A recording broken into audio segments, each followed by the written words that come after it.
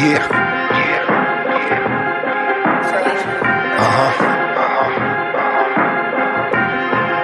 Look, invitation sent, signed, sealed, delivered, you got it, now welcome in. Engaging with the listener, a space for where you is. As we debate particulars, trying to build a bridge through conversation that's intimate. The mission is thought-provoking with words spoken. Bitter truth, not to sugarcoat it, just to open this place on display. Wisdom in the words that he say, a part of just embracing every gray over here. No fear, clear, I'm unafraid. I'm much older, I no longer hold a child ways. Adults in the room, times past for playing games. Grown talk, isn't that the reason why you came? Simple and plain, delivery raw, straight to the chase.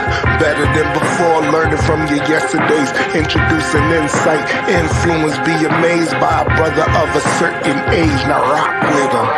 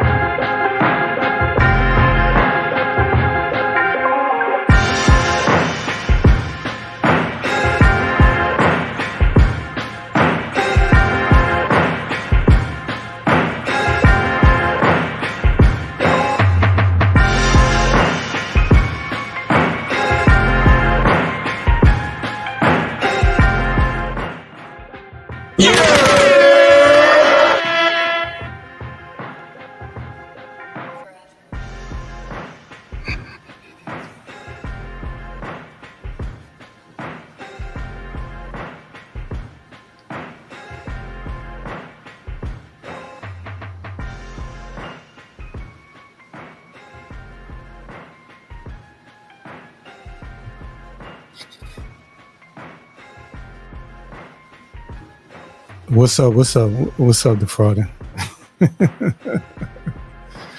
Appreciate you for stopping in. Just filling in, man. Nobody's live.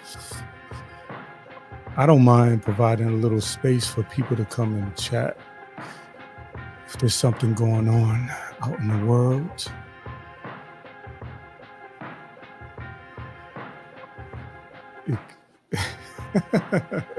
Hold on, why am? When are we getting? When are we getting YM?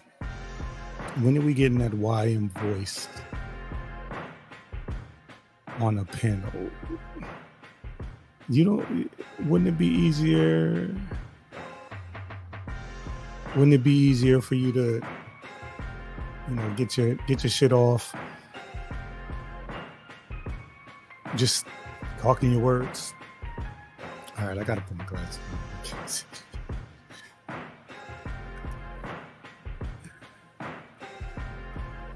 on. I tried to do it without the glasses, but I can't see, man.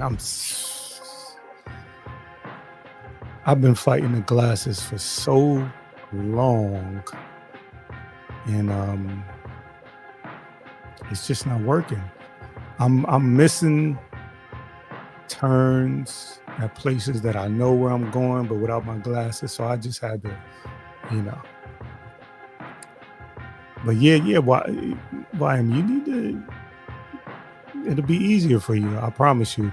After the first time you do it, you know, I'm sure you'll be nervous, but after the first time you do it, you'll be just fine. Yeah, listen, I take you as you are, but you know, the live back and forth with you, you know what I'm saying? Because you think on your feet, that live back and forth, I think that'll be interesting. And, you know, you probably want to, let's just be honest, you probably one of the more anticipated voices to be heard out here. People want to hear what you got to say. People want to hear how you sound.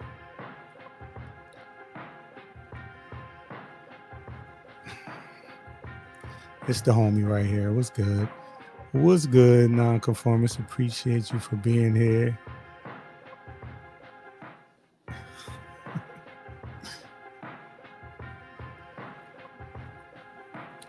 What you got going on in your community wall? Let me look real quick. Let me see. Let me see what you got going on, Joe. Let me see what you got going on.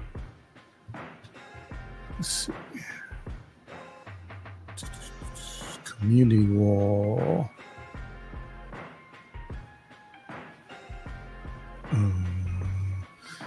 It's like they just caught a lion bird, a bird. Oh. All right. I know enough to get up out of that.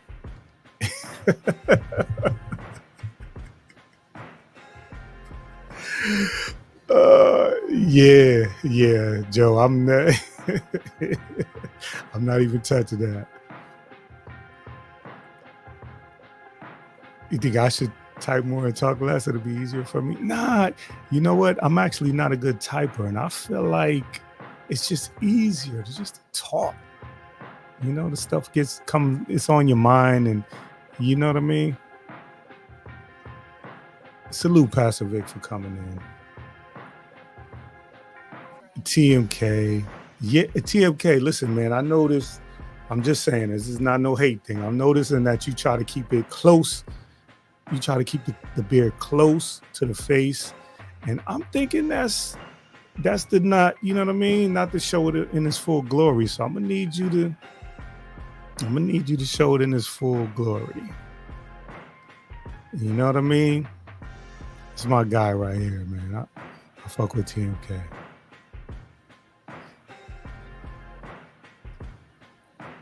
Yeah, Joe, I'm not fucking with you. I'm not fucking with you. I already, you know what I'm saying? I already got on somebody's, I don't know. I already got on somebody's Summer Jam screen, so I ain't fucking with you, Joe. Hey, listen, I'll just leave it at that. But what's up, T-Pre? What's going on? I appreciate you for stopping in. So East Coast is 9:22.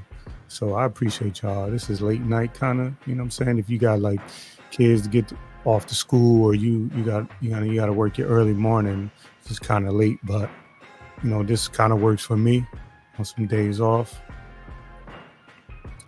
So Ray Triggs, what's up, man? What's the good word, brother? Appreciate you for being here. I fuck with Triggs, man. I'm gonna leave it at that. I fuck with Triggs. Yeah, man. This is so cliche, but I got somebody said something to me about it. Somebody reached out to me and was like, hey, you know, whatever. So I was like, oh, let me go look. I tapped in a little bit. I made a little comment in the chat or whatever, but you know, I don't know what to say about that, man. You know what? I'll say this, because YM is very critical, and I'll say this.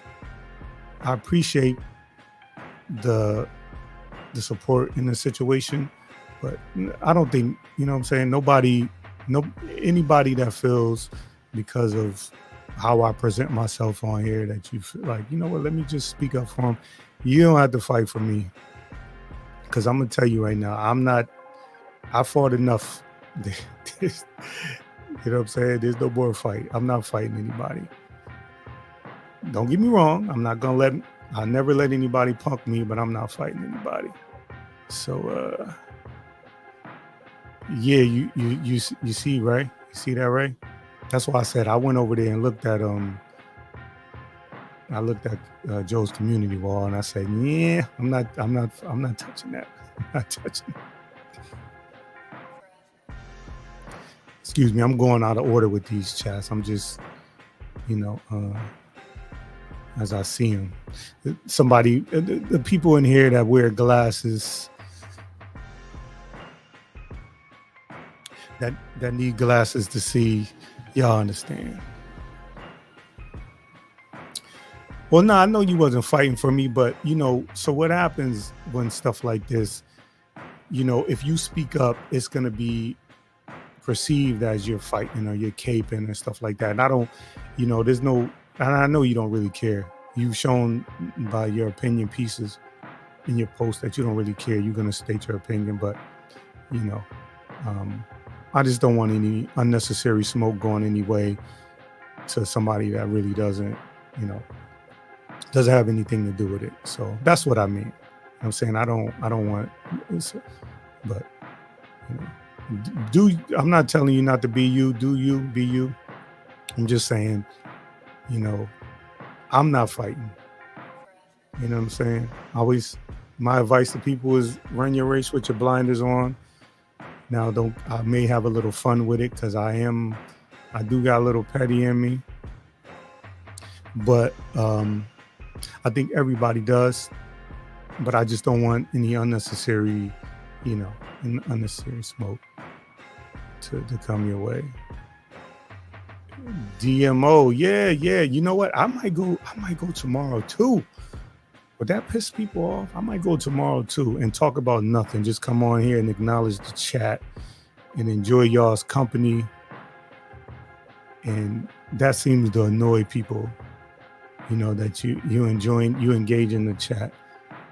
If I had 1,000 people in the chat, maybe I wouldn't be able to, do it. But this 16 I got right here, I can engage with y'all in the chat. So appreciate you. Yeah, man. What's good, Howard? Like, yeah, I got time, man. You know me. Howard knows me more than anybody that's in the chat because I'm in the accountability group with Howard, and he actually is cool as hell. He created his own pre-workout. So and he sent me how many did you send me, Howard? You just sent me like, I couldn't believe how much you sent me. You sent me like, I want to say at least like 12 containers of pre-workout. And that's, but yeah, so yeah, man, doing it again. I might do it again tomorrow. Listen, man, I got some ideas. I went, you know what? Actually, I went into your Gang Weezy catalog and I was vibing to that. You know what I'm saying? I had to, my car was in the shop today. Dropped 900 on brakes for the front and back and oxygen sensor. And then I got some ball bearings in the front. I didn't, my mechanic told me to come back. Like, he said within the next couple of months, but I'm gonna, when he told me that my wheel could potentially come off, but he said, no rush. The condition it was in, and I was like, yeah, I'm gonna get it. He didn't have time today, but I'm gonna knock it out. I'm gonna just knock it out. But yeah, so I was listening. I was walking to, it's probably like 25 minutes to the mechanic. I dropped it off and I came back and I was listening to Gang Weezy. You know what I'm saying? I got a little inspired, man. What you got in mind, bro? My email's on my page. What you got in mind? Let me know. You know what? I'm tired too because I just came off like a 10-day straight work with some 16-hour shifts mixed in with that. And then I was, y'all can't see, but I was out in the sun and my head is like peeling from the being out in the sun for like 4 days straight, for like 4 or 5 hours in a row. So anyway, yeah, definitely need that energy. Appreciate you though, man. I was surprised when I got that in the mail. I was like, shit, I'm good for, you know what I'm saying? It's at least 30 servings in there. I'm good for quite some time. So appreciate you for that. Nah, not necessarily sunburn, but yeah, I guess it is. I don't know. I normally use the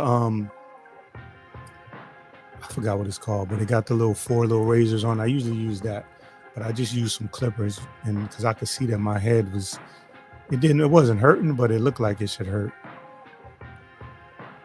I take pride in my beard.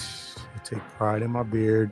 I shampoo it, beard oil, beard butter. The beard butter or the balm is good for the styling of it, and it keeps it soft. So if you are gonna have a beard, well, I'm just gonna say what I do. I make sure that I take care of the beard. So what's going on, y'all? How y'all doing out there? Yo, hey, Speak. You still here, Speak? You heard of what's her name? Anjanae Williams? Speak, let me know if you still here. Let me know if you seen this young lady cooking these boys out here on the basketball court. Turn my music down.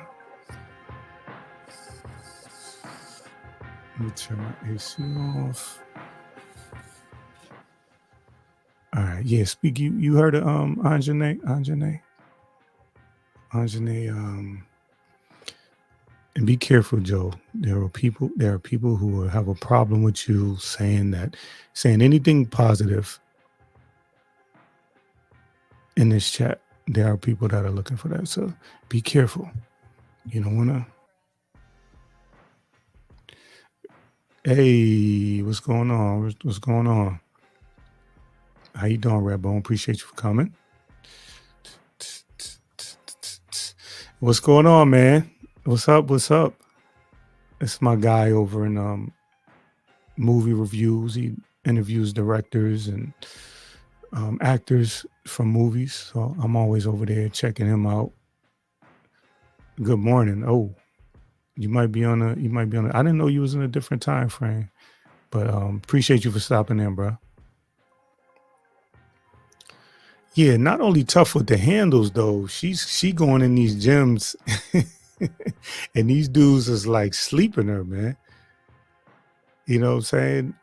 I'm watching these guys, and she's good, even when they get up on her. So I always, when I think of like basketball, I think of you as well, because I know your son is doing this thing. But I was like, I wonder if Speak seeing her, she cooking, man. Let me find. Hopefully, if I play these shorts, I won't get kicked off. It's all right. I didn't plan to come live anyway, so if they kick me off, I just fall back. Let me see.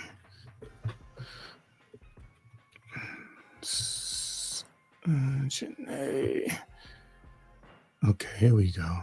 Let me find somewhere she cooking. She only shoots, trash talker quits. Let me see something real quick. I'm just gonna mute my mic because I'm gonna listen to what she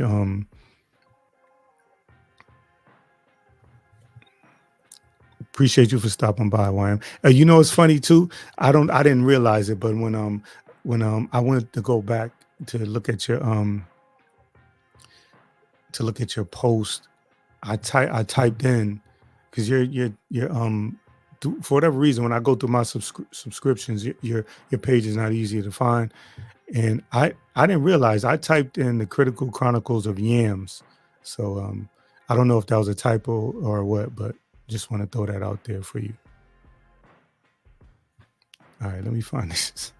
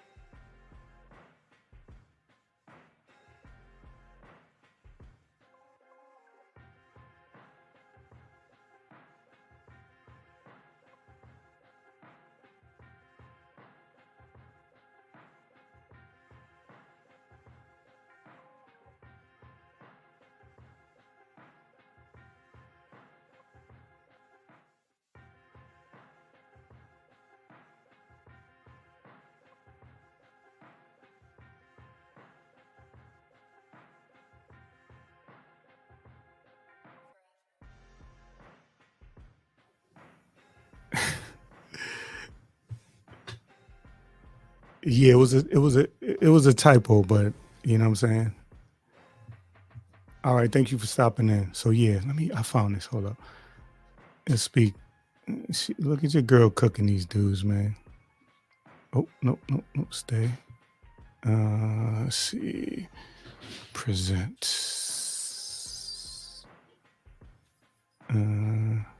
Oh, here we go. Add to the stage. Let me turn my music all the way off and play Shorty here. It was a regular hoop session until this happened.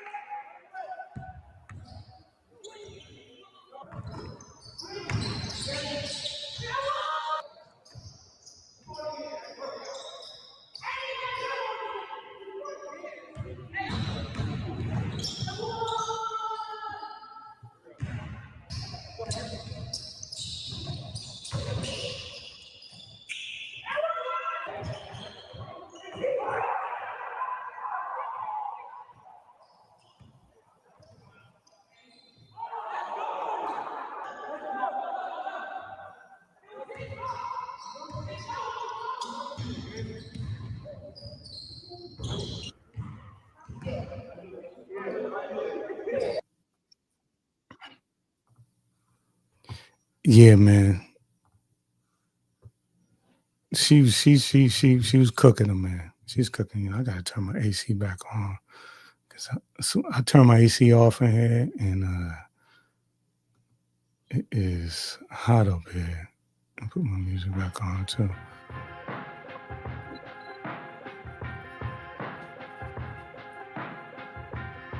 Yeah, she was cooking them, man. She was cooking them. Big Cozy? Nah. I'll look it up. Hold on.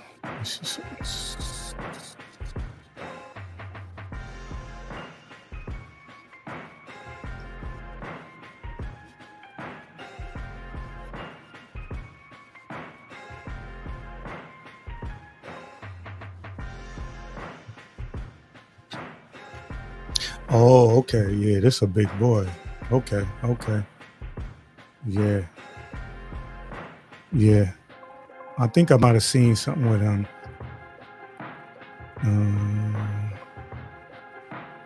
Yeah, I seen him before. Yeah, and somebody that play ball, man. Like I respect everybody out there. I don't look at anybody and feel like I'm gonna do anything with them. I'll probably take like about good 10 minutes and then try to figure, see what they doing. But as far as like, I don't look, if it's a female on the basketball court, I'm not thinking that I'm going to dominate her. I seen too much. You know what I'm saying?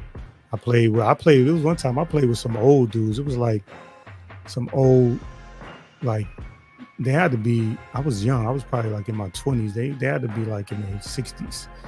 They was passing behind the back, cutting to the basket. They was doing all these things that, you know what I'm saying, we just wasn't doing. Embarrassed us out there in that 21. And that was like one of them basketball courts that if you lose, you don't get back on because there's so many people that got next. They ran us off the court, man. I'll never forget that. We laughing when we got on the court with them because they taking them little set shots and all of that. Yeah. Them set shots to get you up out of there. What's up, Keeper? Listen, I left you a message on your post. What was the travel like going to Thailand? Like the like customs and the plane, the plane ride and all that. What was your time? Get out of here. Yo, listen. Yeah, you know what? You didn't have to tell me that you got schooled. You didn't even have to tell me that because you didn't have to tell me that. What's up, last call? Hump Day. It's Hump Day.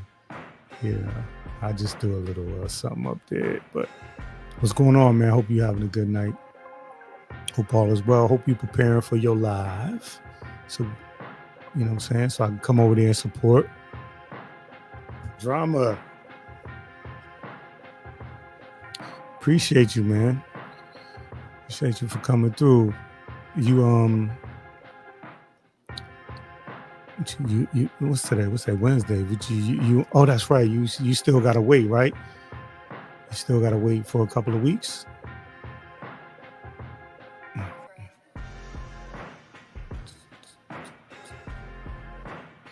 Yeah, well, on a typical basketball, like the women's basketball players at that level, like the average guy, they're not guarding them, even though they think they can. They're not guarding. What you say? DC, leave me alone. What DC talking about? Yes. Listen, that be something I do. You know what I'm saying? For the mature folks out here, play a game of basketball. But I need like a year. Yeah, next summer. I can do it next summer. This year is a wrap for me. There's no way. I'm not gonna get out there and embarrass myself. So I'm definitely for that. Okay, one more week. So come on, let me look at this schedule. Let me get my Therese on. Let me see here.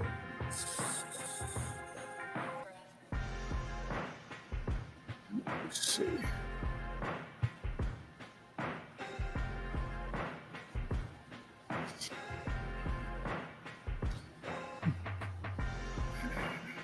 Let's see here. This week is 30th, so the 6th, September 6th. September 6th. So that you back on September 6th? That's what's up. I'm looking forward to that. Looking forward to that debater. By the way, it's the greatest villain in cinema history. Prove me wrong, Darth Vader. Nobody greater.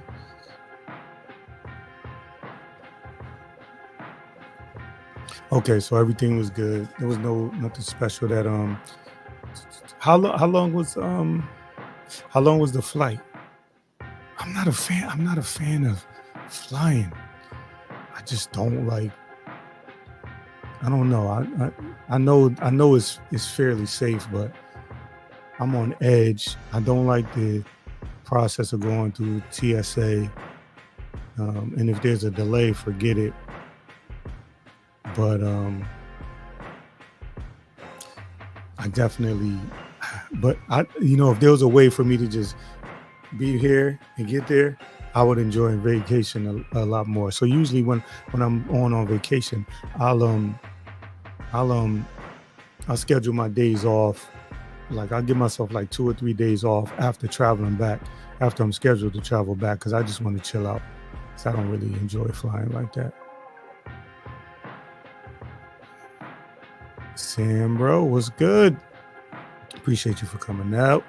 I always have a good time over Sam's channel. It's usually like 2, 3, 4 in the morning, and we usually chop it up pretty good over there. Especially, it's mostly when I'm at work. But I fuck what you're saying. Spirit Mouse, what's good, man? Appreciate you for coming through. Love the video for the talent show. I love that. But your contribution have always been like that. So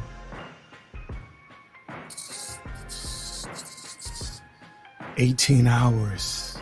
Where did you go for 18 hours? I was stuck on a plane for like 12 hours, but it was like Atlanta. Flew out there. We got there. There was a storm, so they had to circle around over top of the storm. Then we had to fly into Macon, and then once we landed in Macon, well, we had to go to Macon because the plane ran out of fuel. Went to Macon, sat on the plane. Then the fuel truck ran out of fuel. They had to go. Fueled us back up. Thunderstorm. Then when we got back to Atlanta, there was no place for us to land, so we had to circle the airport again. And that was like 12 hours, 18 hours. Where did you go for 18 hours? That's can't even matter. Raw B, appreciate you.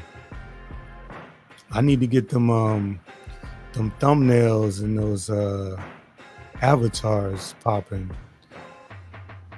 And that's what if you looking for that, if you're looking for the next level, if you into me, I'm just doing Canva and I'm doing the basic stuff. If you're looking to go to the next level, movement, AI, check out Raw B, because the stuff she's doing is people are not quite doing it yet. So check out Raw B. Hey, hold up, Carrie. What's up? What's up, Carrie? Hold up, where my thing at? Because you know what I'm saying? We not.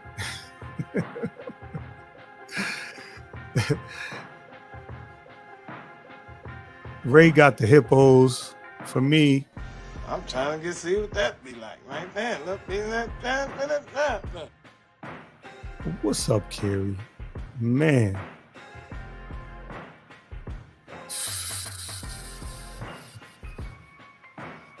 Got me on the Summer Jam screen, but that's cool. Yeah, right? Raw B is different. What she's doing is next level. So, and if I had the time, you know what I'm saying? Because I'm working most of the time. If I had the time, I may have to give me one of them consultations, because I'm looking to leave people in the dust. That's what Raw B doing. But you too, Ray. You know what I'm saying? I know, you the real recognize real, so you definitely, y'all definitely doing things that other people are not doing.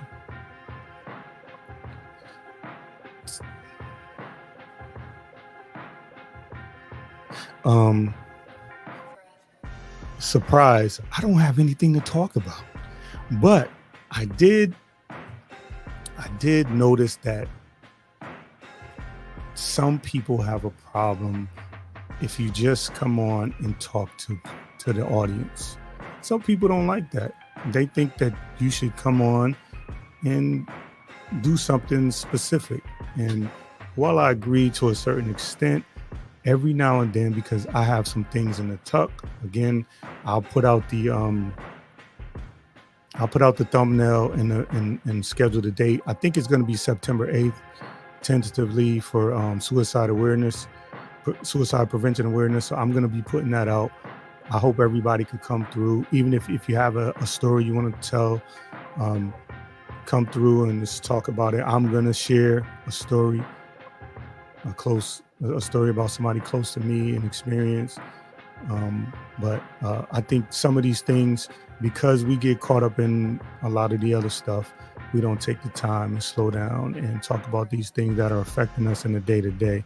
So look out for that. Now, hopefully everybody could come through and contribute. And even if you don't contribute, just come through and watch, come through, hit the thumbs up and enjoy it, and it, not that I don't want to say enjoy it, but at least, maybe take something away from it. So I'm really looking for y'all to contribute on that one. That's one of those things. It's going to be emotional for me. I'm not even going to hold y'all. That's going to be one of the things that's emotional for me. I have a very close experience with that, and I want to put stuff out like that because, again, we don't really talk about that kind of stuff. We kind of just, I know it's YouTube or TV or whatever. We use that as an escape. I'm all for that, but there's some things out there that are really affecting us that we don't talk about, and I want to do that. So hopefully y'all come through for that. Again, that's tentatively, that's going to be September 8th. And I will do the thumbnail and I'll schedule it. And it'll be up for a couple of weeks. So hopefully y'all can come through.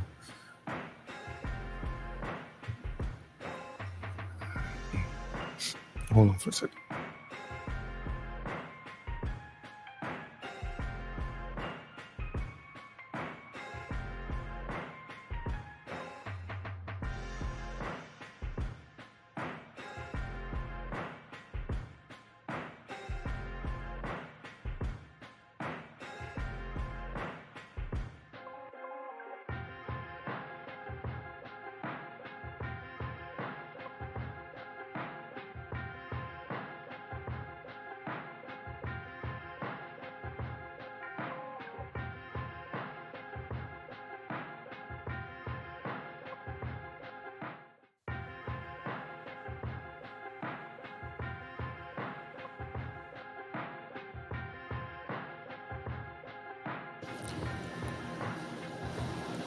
My bad, y'all. I'll be right back. I just got to give me some water. I'll be right back. Just chat.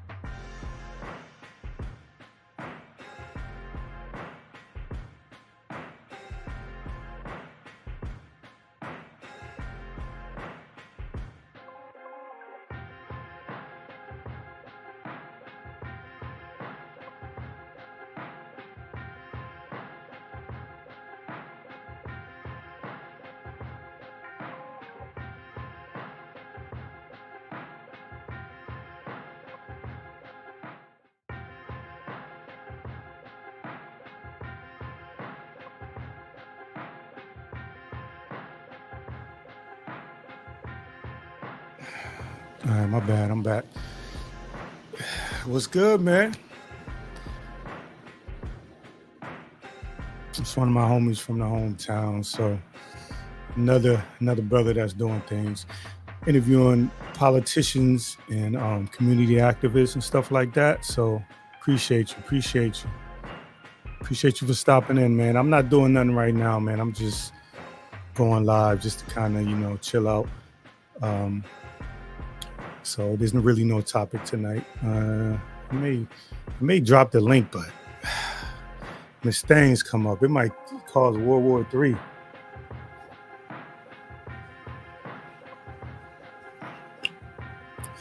You want to get your stocks.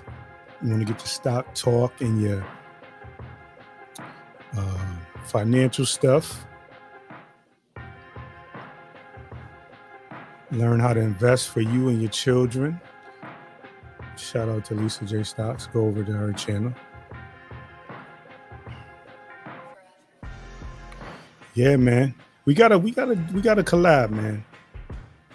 We gotta do some collabing because now that the art space is not over there at the podcasting space, I don't see you like I was seeing you on a regular basis, but I do want to collab with you. And I did run your content. You got more interviews that I want to run up here with your permission, of course. I know you don't mind, but I definitely want to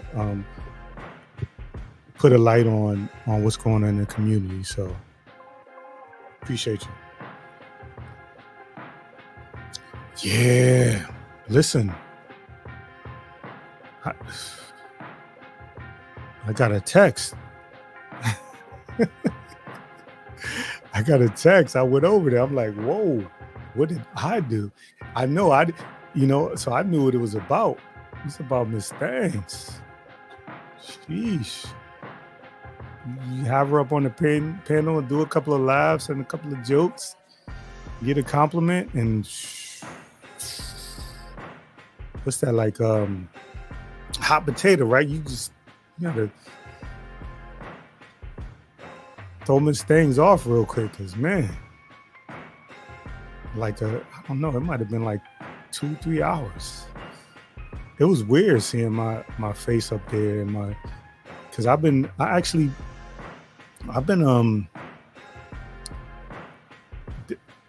live streamed the first time like 2-3 years ago. I haven't done a lot, but I've live streamed maybe 8 to 10 times. And I was thinking, like, what's the difference between what I did those other times and what I did yesterday? Oh, I know what it was. It was Miss Thanks. I'm trying to see what that be like, right there. Look. Oh, man.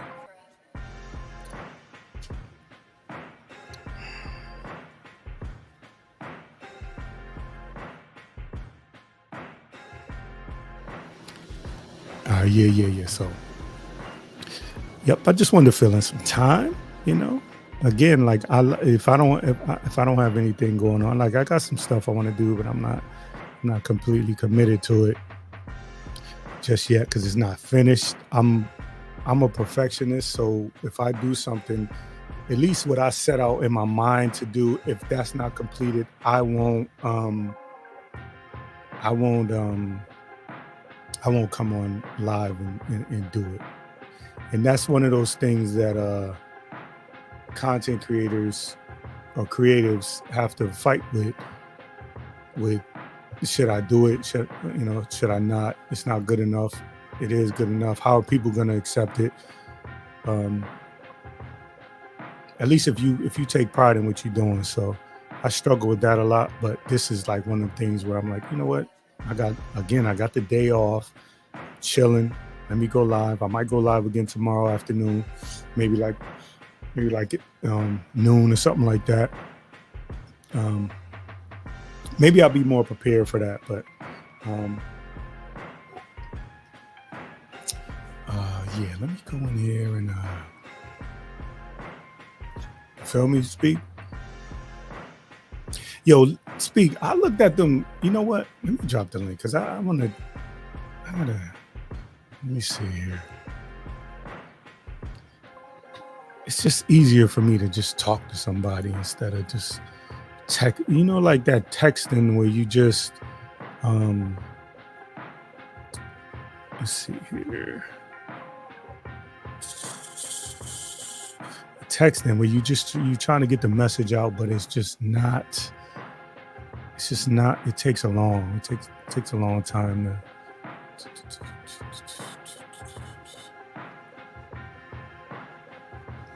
Oh yeah, no doubt. Again, I'm running the race with blinders on. You know what I'm saying? I don't. Let me see here.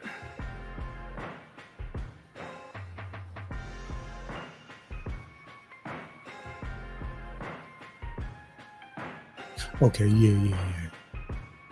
There you go. Speak. Pop up for real quick if you got time. If not, I understand. You with the family and all that. I understand. All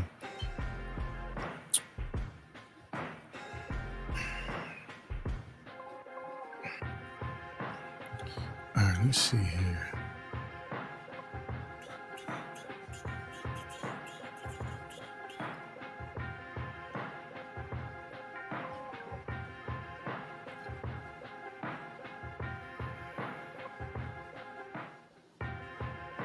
If you're talking about the music, Keeper, that's in my description. It's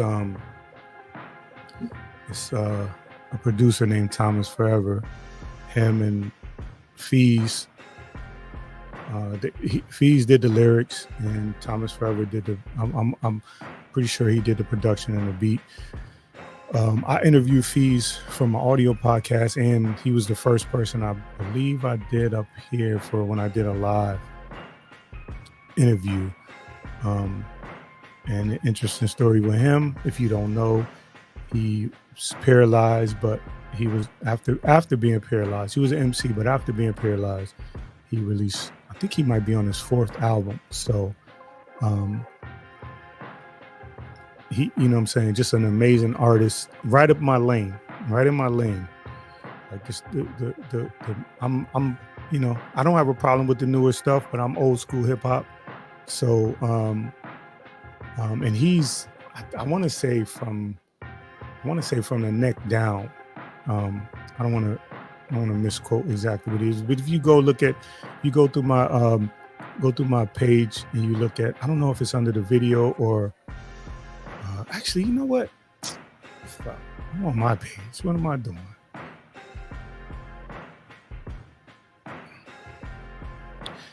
Let me find,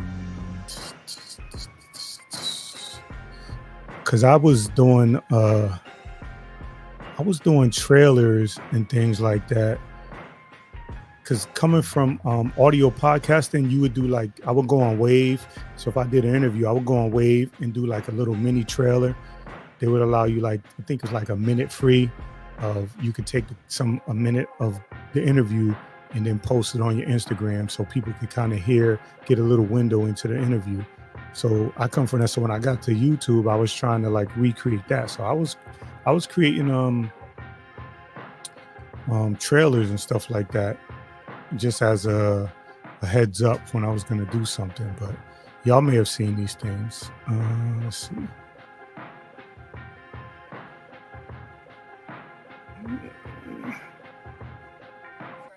Okay, I think this is it. I'll put this up so y'all can see what I was doing. This was 2 years ago that I did this trailer before I actually did the interview. Again, let me turn my music down. Let me just turn it down. Cell, burn it all down. Cell's another one, man. Y'all, you and Raw, y'all graphics, man. Like when I'm in Canva doing what I'm doing, I'm like, you know what I'm saying? You know, they say, what would Jesus do? What would Cell do? What would Raw do? I can't I can't even duplicate that, man. Uh, the movement, the motion, is crazy. But again, like I said, that as the times is changing and there's more opportunities and more advancement, I need to get with it. But salute to yourself for popping in, man. As Cell like to say, what's popping? All right, so let me show you what I was doing. Just for Keeper, I don't know if you saw this, but what I used to do before I do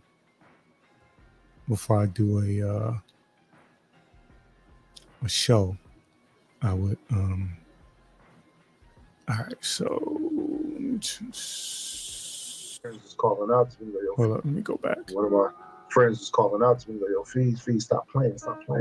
I'm always joking around and kidding with people, but in my heart, I'm like, bro, I'm not playing. Like, I need help. And so they brought me out of the water, and I was laid on the beach, and I was just like panting. Like, I couldn't catch my breath. And the wind was knocked out of me. And I could just remember asking, like, where are my arms? Because I couldn't feel my legs. And they're like, yo, they're next to you. And I was thinking, like, if my arms are up, because that's what they felt like I was in the position of diving. So almost like muscle memory. I was like, if they're up, then that's good. Then maybe it's just numb or what have you. They're like, they're on the side of you.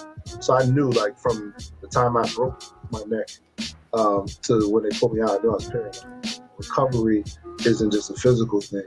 It's mental and it's spiritual. And like everybody says that until you actually in a position where you got to test that notion. So it was always like there. I know it's like you wake up and you can't move. So it's like what can I do?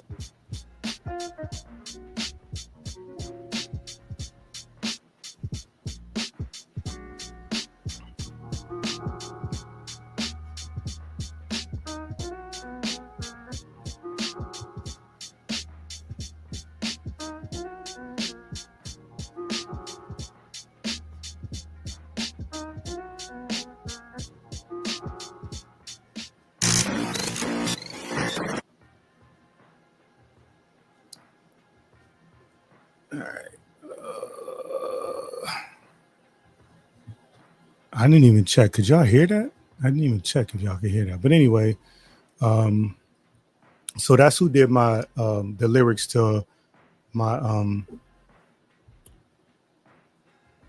my intro. Hey, appreciate you coming through, man. Appreciate you for also too just saying, hey man, dude, just leave him alone. He just, he ain't bothering nobody. I appreciate you for doing that.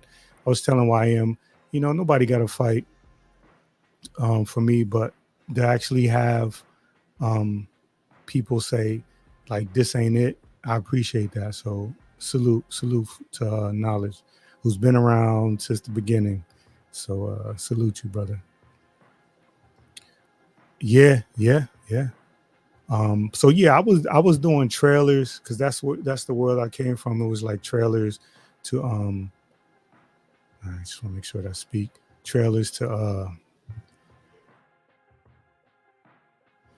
and I got that from like TV. If we grew up in the era where you knew, well, the movies or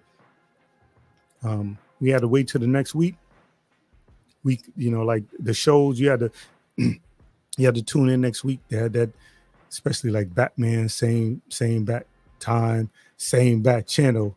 So I was grabbing a little bit of that. So I guess I'm dating myself on that, but I was grabbing a little of those things when I was thinking about how to create content on YouTube. But anyway, what's good, Speak?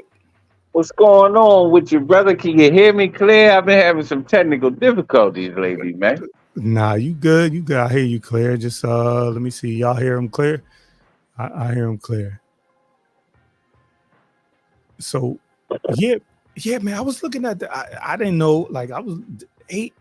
Some of that stuff was 8 years ago. So you like, I didn't know, like 8 years ago, I was looking for squirrels on skis and cute kittens on YouTube. Like 8 years ago, what you was doing, you feel like that was cutting edge like that? Or you know what I'm saying? Because people, that's like the norm now. How did you find that?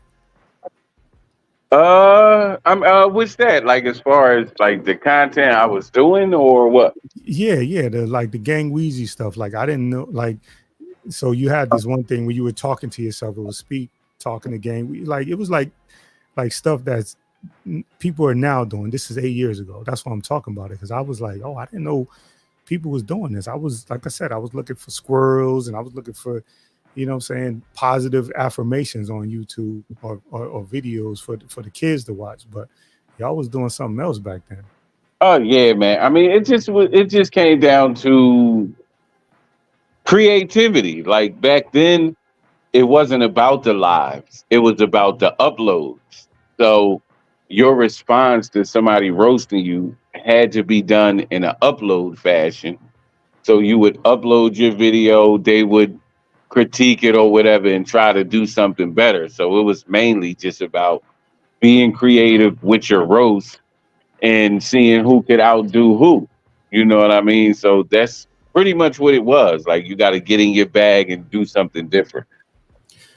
But like, okay, so there is roasting, there's putting stuff on, well, I don't know if it's called wax anymore, but putting stuff on wax. And then there's like I'm looking at this video, the lighting, the special effects, the performative aspect of it. Like that's like you're doing like you see now, like in battle rap, they're doing now.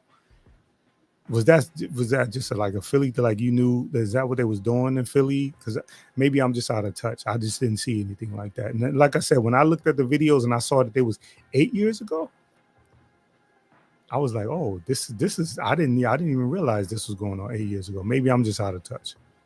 Yeah, no, it wasn't happening like I said quite like that, but again, you got to do something different. Like everything don't have to be malicious as long as you can get your point across in an entertaining way and raise the level of competition. Like you just not going to talk shit to me for 9 hours when I could do this 15-minute video and get more engagement from it. Like you have to be effective at what you doing and have fun. Like that was pretty much the goal of it. Like have fun in what you doing and leave it there. But when you get stuck trying to be malicious, you lose your creativity because you're not trying to be creative. You're just trying to hurt somebody, and it's never going to work out for you because you're stunning one thing or the other. You can't serve two masters.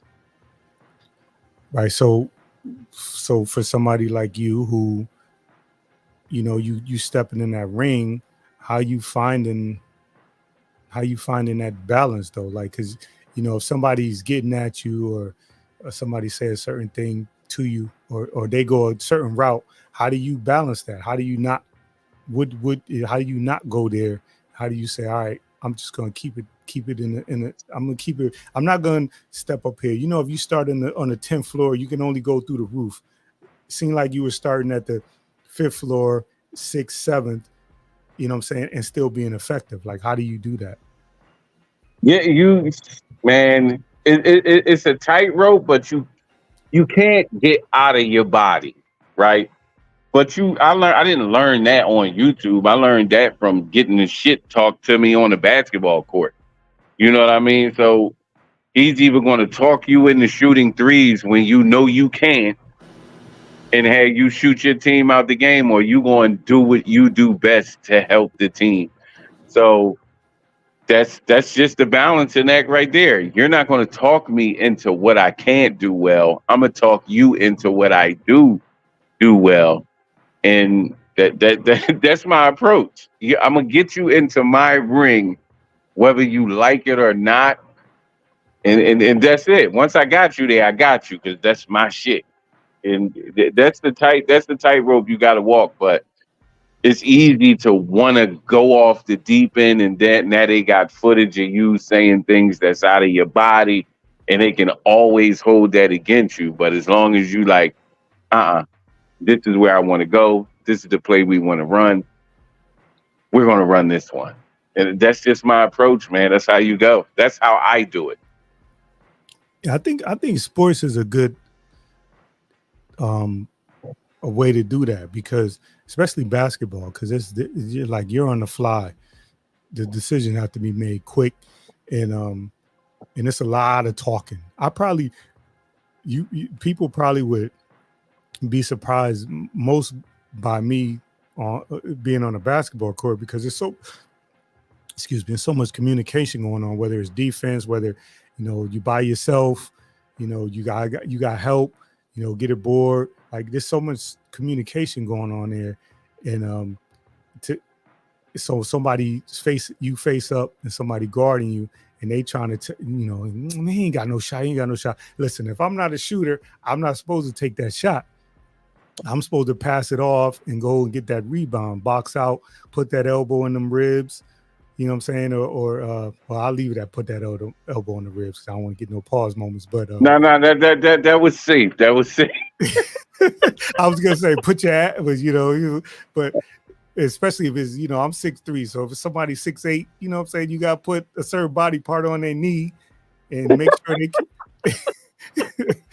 make sure they don't move, and you know what I'm saying. But yeah, no, that makes sense. I think the sports analogies are underrated. You learn so much during especially team sports. You learn so much doing that. How playing your in your place is important. It's just an underrated thing that you could use in life. A lot of the stuff I got in and that I can apply come from like basketball, football, baseball, whether it's rebounding, because if I get on it, it's like I will play in these leagues, and then at the end of the league, somebody from another team be like, yo, I'm putting together a team. We need a defense or rebound. Like, I don't take that as a slight. Like, they saw me boarding, they saw me playing defense, so I'm gonna go there. Baseball, moving the runner over because you just bunting, because the cleanup hitter, like, I don't need to hit a home run. Like, all those things to me have helped me in life. And I didn't look at it like that early on, but now I look back at it and see how much those things help me. No, it actually translates well, the mental aspect over into YouTube very well, because you realize things are a team sport and everybody don't have to average 30. Like, you just do what you do well and you'll be fine. But when somebody can talk you into something or goat you into doing something, then that's you know what I mean? You got to coach yourself down. Like, wait a minute, I really want to cook and talk shit about this motherfucker, but I can't. I'm gonna let him show his best card, and then I'm gonna make it look weak, because I understand what he's doing now. Before, I ain't know. He was just fucking me up and had me salty. But I see that he's not really good at anything.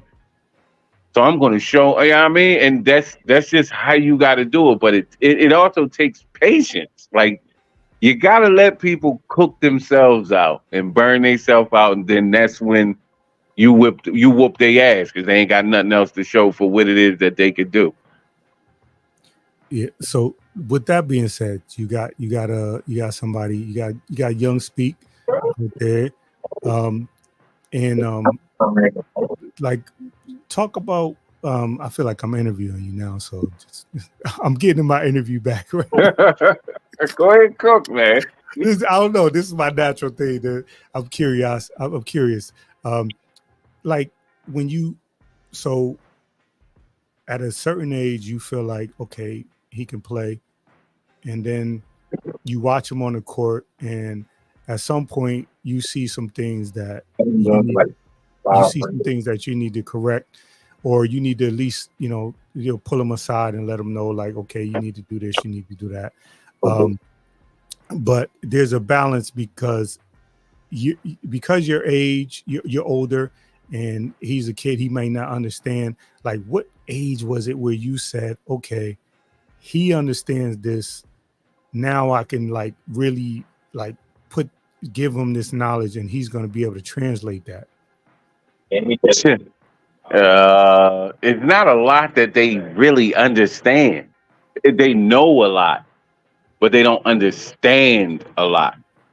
right? Like they run the plays, but they don't know why they are running this particular play, right? So once you get to understanding, like, oh, we run this to make the defense do that, and I'm waiting for the defense to do that, then you could say, you can really start to teach them. But as long as they just know it, you ain't going to teach them shit because they just going to run the play because that's what you taught them. But once they understand what they're looking at, then you could say, all right, now you see, every time you go over there, 3 people go with you. That means it's open over there. You know what I mean? So that was like probably when he was 14 or 15, he was able to see when we look at the tape, like every time we throw you the ball, there's 3 guys looking at you because you're tall. That don't mean you go score. That means 2 of your guys is open because you got 3 on you. Make the right play. Right. And once he sees that, like on the tape, because in the game you can't see nothing. Everything's happening in a fraction of a second. But when you see it on tape and you like here, then it starts to click and they say, "Oh, I got it." And it takes time though, because we want them to be great right away, just because of physical stature and what we know. Yeah. So do you feel like so you said 14 basically, so that's 14 is the age where you feel like he was able to like look at things and go, okay, if I give it up, if I gotta so like what about if like having him understand the idea of somebody who's competent. So for him, he can score, he knows you can score, he gets the ball, 3 people or 2 people run towards him, having the confidence to say, you know what, let me get it to the guard, the point guard or shooting guard, because if I cut to the basket, he's going to get it back. Like you saying, like at 14, he was understanding those type of things, because that's going to, if he, not necessarily whether he scores or not, he understands that these guys are going to do the right thing. You're saying like at 14, he was already just ready to do that. Yeah, but you gotta remember he was playing since he was 11. Mm-hmm. So that's 3 years that you had to wait. 3 long years of a lot of basketball for him to catch on to something. So, that's the big time gap in between knowing something and understanding something. It took a lot. Yeah. And for you, like, how do you, as a parent, how do you like look and how do you observe and kind of separate yourself from what you know from what you know to what he knows, and taking a step back and say, okay, you know what, he just doesn't understand it, but you can see these things. Like, how long did it take for you as a parent to recognize these things, and or at what point did you recognize these things? Like, you know what, I can see these things. He can't. Let me ease off of them, or let me step it up a little bit. As a parent, you want them to go right away. You like, you know what I mean? You like, come on, kill them. Yeah. Look how tall they are. Look how tall they are. Look how tall you are. Like, just go destroy them. This is what I would do. But once like the pros started talking to him, and I was like, oh, they patient as a motherfucker, and they know more about the game than I've ever known. And they was patient, and I had to take a cue from them and say, okay, they not cooking them as hard as I'm cooking them, and they know more about the game than I ever know. So I got to fall back a little bit and just relax, because they know. I don't. I'm just dad wanting to get the best out of the kid, but they know the process. So I was like, all right, well, they ain't killing him. I ain't going to kill him. Bet that. Yeah. So you just, your ego just checked right at that point, because you. It had to, because what the fuck I'm going to say to them? They done won at every level. You seen people who think they know better than you seen people that think they know better than the coaches. You know what I'm saying? They like, nah, why is he on the bench? No, he need to be in the game. You seen that. You know what I'm saying? And most people, because they watch their kid and you know, so I've seen videos of you in the driveway shooting and stuff like that. So most people, not, let me not put a percentage on it, but people look at that and be like, okay, my son can shoot. You can shoot from, you know, he's the next Steph Curry, or he's the next so and so, and they get in these leagues, and they watching the games and like, why is he not in the game?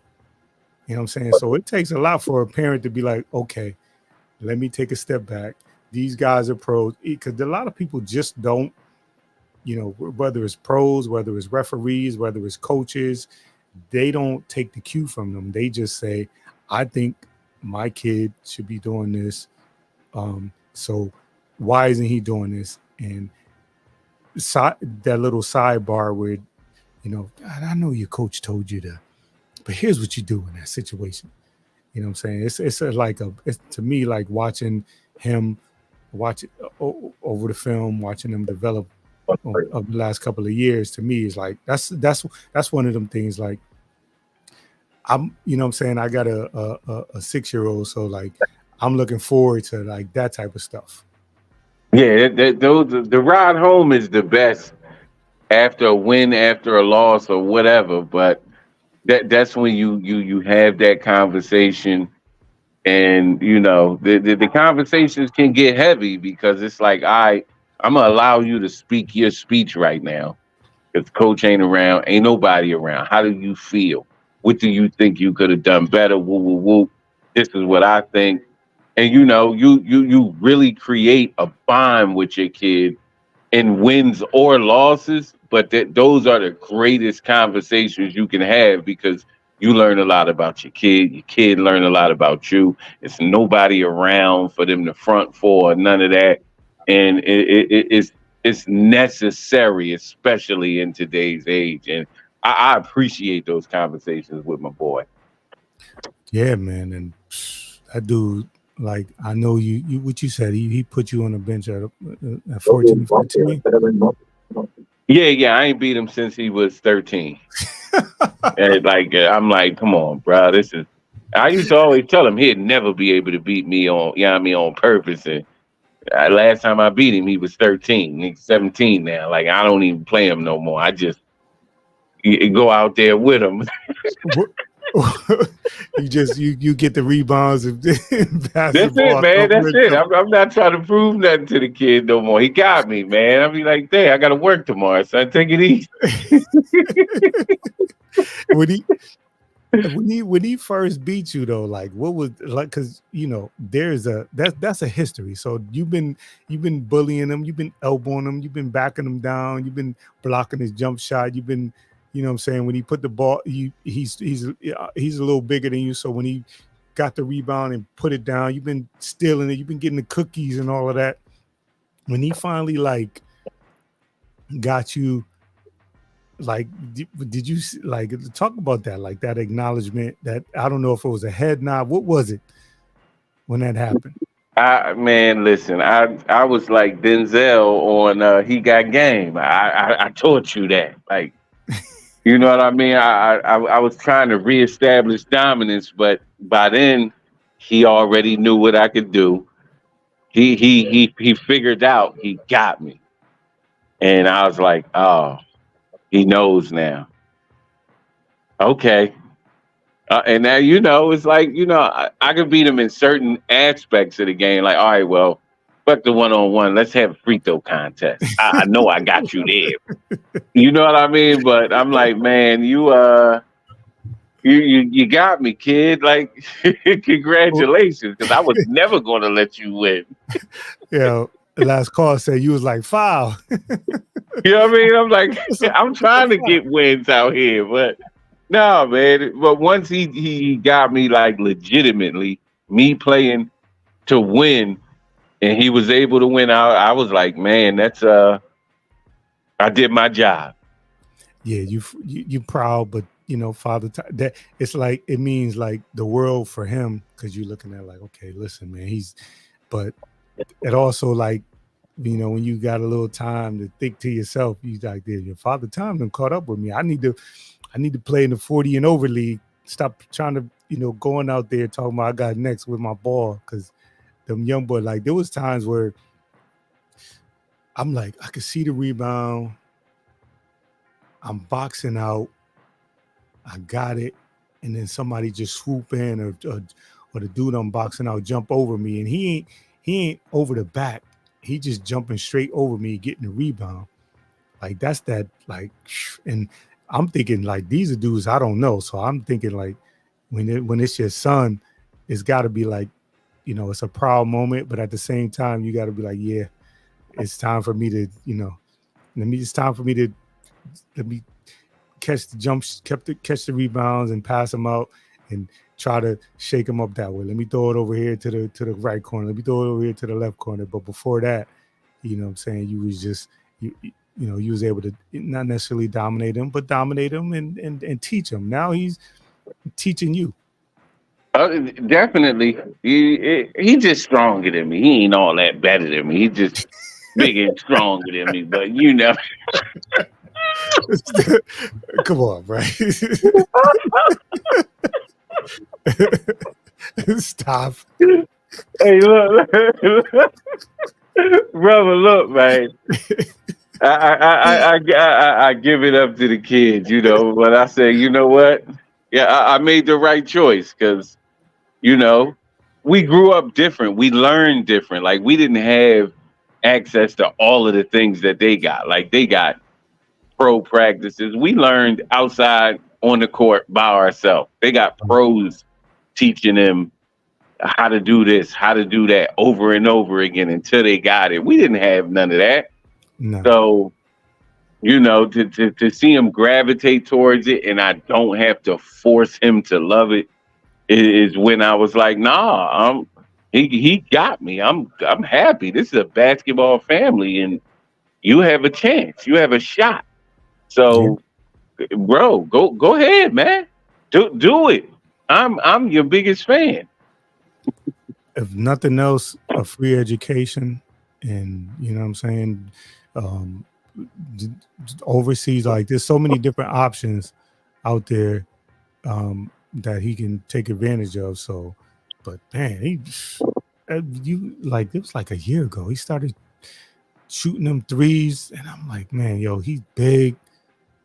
You can't outboard him. You can't outshoot him. Like, you know what I'm saying? That's just next level stuff. And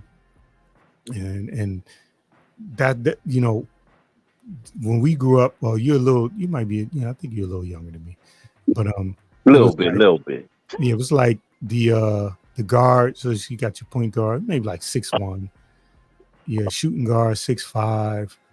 Your small forward 6'7", possibly 6'8".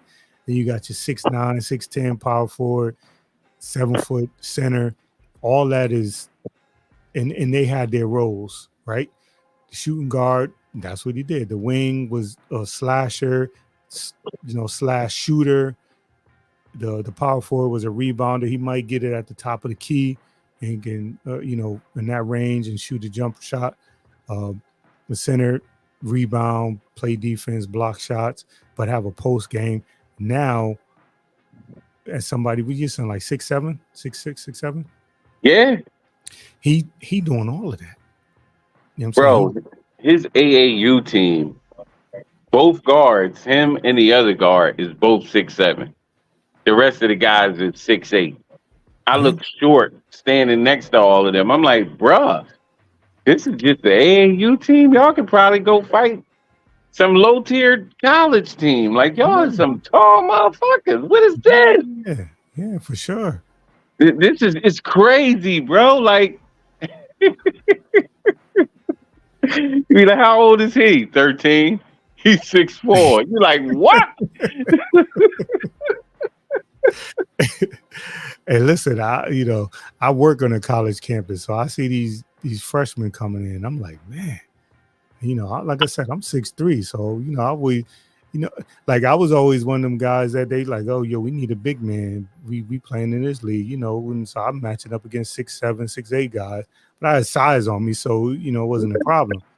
But I'm looking at these freshmen and these sophomores, and they coming in 6'7", 6'8", and like they say, Steph Curry changed the game, so everybody's shooting from three, and everybody's trying to get the handle like Kyrie or you know what I'm saying. So it's like to be now. It's a great time though. I'm not even. I'm saying it's a great time to be able to just have all these skills and have all these things that you could work on. But like for me, in high school, I would have been at 6'3". I was like, you talking about 1990, early Yeah, 90s. you a center, bro. Yeah, I'm a center, a power forward. Yeah. You know what I'm saying? They did, like, the coaches wasn't even trying to like get you to you try to handle the ball if you want it. Shit, what you doing? You ready to sit down? Yeah, give the ball up. Yeah, you dribbling?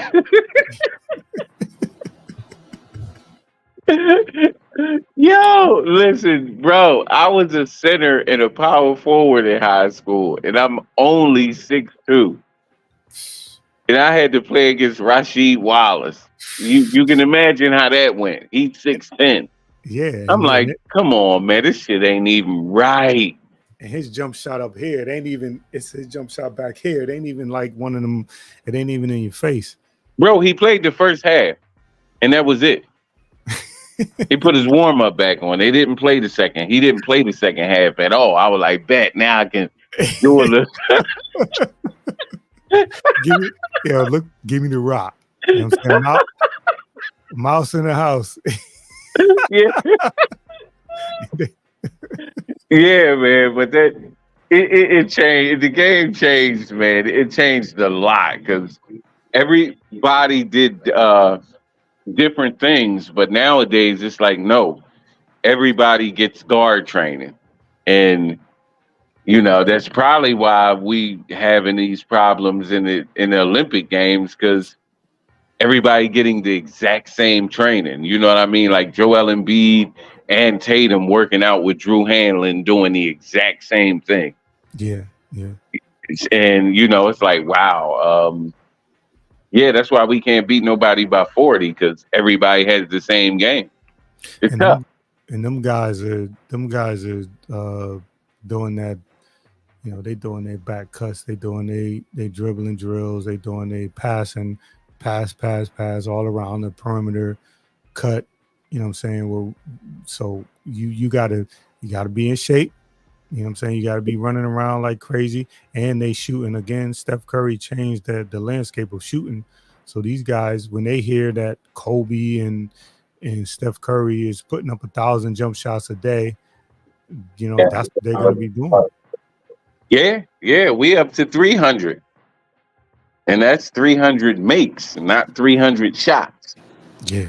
So you got to make 300 of them. If it take you 600 shots to make 300, then that's what it is. But we're not leaving until you make 300. So it's a work. It's a lot of work, and you better make sure you get your homework done. Yeah, like there's that. This is all a part of it. You gotta get there, because I don't know how it is now, but when I was in school, they kind of when I was on the football team, my coach kind of let me show up on Friday or Saturday for the game, but during the week when it was film time or things like that, practice kind of let me do what I wanted to do, as long as I showed up on game day. Right. Ready to play. Like I think now, like I didn't realize the importance of it until I got to like when I played in like all-star games and stuff like that. When you saw like the teams that had a weightlifting program, then you realize like, oh, there's another level to this. There's not, me and the fellas, we wore our jerseys on Friday because we had game day, and then we went out, partying. Or we had game day on Saturday. We went out partying. We didn't realize there was a whole nother group of people that they woke up, ate, slept, breathed, lifting, running, form tackling, short choppy steps. Like they were living and breathing that stuff. So now when you got publicly like the Michael Jordan stuff and the Mamba mentality, like now there is no, like, you literally don't get any rest on it at all. Yeah, no, it's a lot. Like you really gotta. Sometimes you just gotta pull your kid and be like, "Yo, for the next month, we're just chilling. Go be a kid, relax, and because you have to balance it, else they'll hate the game. And once they hate it, then they just just playing the play and get it over with, and there's no love there. So, but it's a lot because school is over. Okay, AAU season. As soon as AAU season over, open run start for school. College scouts can come check you out, and after that, the season starts. So it's like never ending, and you gotta find time to give your kid a break and give their body a break so that they can have a life. Because, bruh, this shit is nonstop. Yeah. You feel like he's able to do that and not, because he knows, like, for instance, if he had games in a certain tournament or against a certain team, like, he's competitive, so he may not want to, what I'm saying? How do you sit him down when he's like, nah, Dad, I gotta, like, this dude right here, and I'm gonna see him again. I can't, he running right now. You know what I'm saying? I can't be sitting down. Like, how you able to sit him down for that time? We taking this trip. We out. We're out. Come on. Like you got to protect them from themselves. You know what I mean? Because your body is not designed to keep going at a high level like that over and over and over and over again. That's how you wear out quick before you 30. You know what I mean? So, and it wasn't always like that, but now the way it is, like with all this training and conditioning and camps, you know what I mean? If you're not at a tournament, you at a camp. You're not at a camp, you at a tournament. You gotta tone them down and let them be kids, because they are. Regardless of how skilled they are at whatever age, they're kids. Let them get that so they can develop properly, because you see what happened. They get that, they get an NIL, they worth 2-3 million, and they still dumb as a rock. Right. You know what I mean? And they so you gotta give them time to develop as a kid. Just be a kid. Go have fun. Go play your game. You know what I mean? Go do something. And don't consume yourself with this, because you gotta take a break. A break is necessary in this. And it's the parents that know and talk to the people who've been there. You get that, and you like, you're right. Let them chill, let them decompress, and then they get back out there and get back at it. But it's very, very important that you give them a break and allow them to be kids so they can develop right. And you know what I mean? Just learn life a little bit besides outside of the lines, Yeah. And you got because when he's in these, like, whether it's a tournament or these games, he's making these connections with other ball players, and that fine line of, like you said, you got to pull back, being able to having some guidance and having somebody being able to say, listen, I know, this person is doing that or that person doing this, but we're gonna take a break. We're gonna give your body a rest. You can't go. When you're young, you think you can go. You know what I'm saying? Like, Yep. I tell people, like, we would walk 3 or 4 miles to this basketball court, play 4 or 5 hours, stop, get a Gatorade or whatever, and then walk 3 or 4 or 5 miles back to whatever we was living at or whatever. And we would travel wherever we needed to get a game, and it was outside on them, them terrible concrete courts or whatever. But to get me to stop, like, I don't know, like, my father wasn't in my life like that, but, like, I don't know if if he was like, you could get me to stop. Like, what is it? How do you go about convincing him?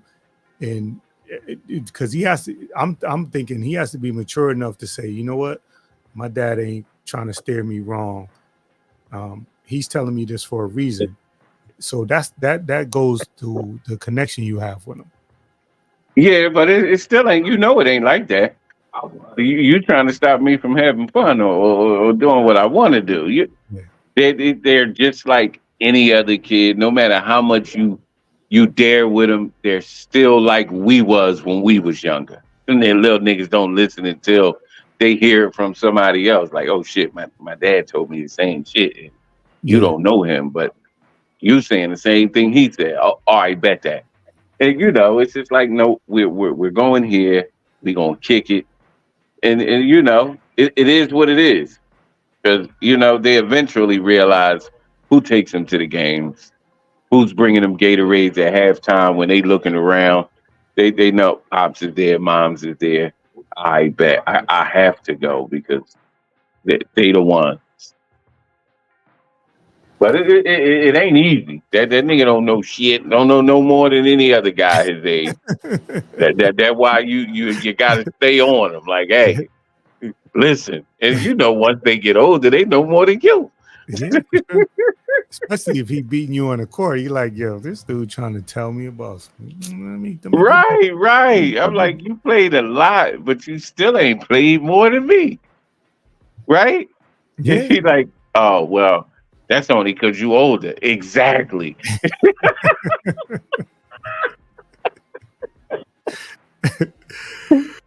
And what this is not a basketball thing, but just dealing with as you get older and you watching the I get it's a beautiful thing because you get to watch your kids through their eyes, but also too you realize you're getting older, watching your kids develop, and you want to watch them, and you see maybe you won't see the growth person. Well, you might because you watching them play every day and you there, but that growth that happens where people come and see like Lil Speak and they're like, yo, oh man, he last time I seen him, he was 6 feet. Now he's or I didn't know he was, like how does when him hearing these things and him getting better and as each shot go in, as he gets better and as more people get in, start talking to him and telling him, how good he is, how do you like balance that type of thing where, hey, what I'm saying, you there, you moving, but we, don't feed into that. Like, what is your message to him on that in that level? Yeah, well, it's not just me. It's like before every camp, like at the Chris Paul camp or whatever, they lecture the kids immediately. You ain't shit. You ain't where I was at. And don't think you gonna get there by taking shortcuts. Because I done did it already. You don't know what's going on. So they get that and they get it, on the trip home. But most high level athletes get interviewed constantly, by the high school publications and all. And all they need from the parent is the okay to talk to them. Whatever comes out of their mouth is what come out of their mouth. And that's it. And I don't even have to stand there anymore because he hears all the time when the other schools come to interview him that, at the end of every school year, you're allowed to transfer and here come the coaches knocking on your door.